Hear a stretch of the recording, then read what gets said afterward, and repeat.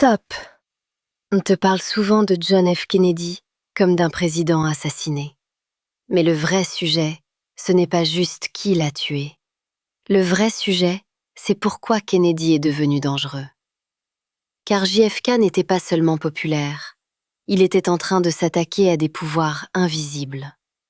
Quelques mois avant sa mort, Kennedy entre en conflit avec la CIA, après l'échec de la baie des cochons.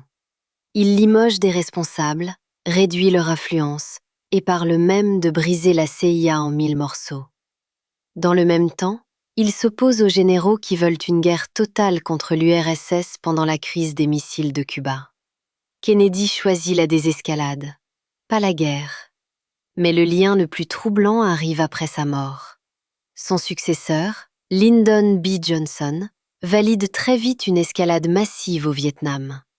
Une guerre que Kennedy, selon plusieurs témoignages, voulait éviter ou retirer progressivement. Résultat, des millions de morts et des milliards pour l'industrie militaire. Et là, on comprend que Kennedy n'est pas un cas isolé. Regarde Abraham Lincoln, assassiné après avoir défié les banques et l'ordre économique de son époque. Regarde Thomas Sankara, éliminé après avoir voulu rompre avec la dépendance occidentale. Même schéma, quand un dirigeant menace des intérêts profonds, militaires, financiers, industriels, il devient un problème.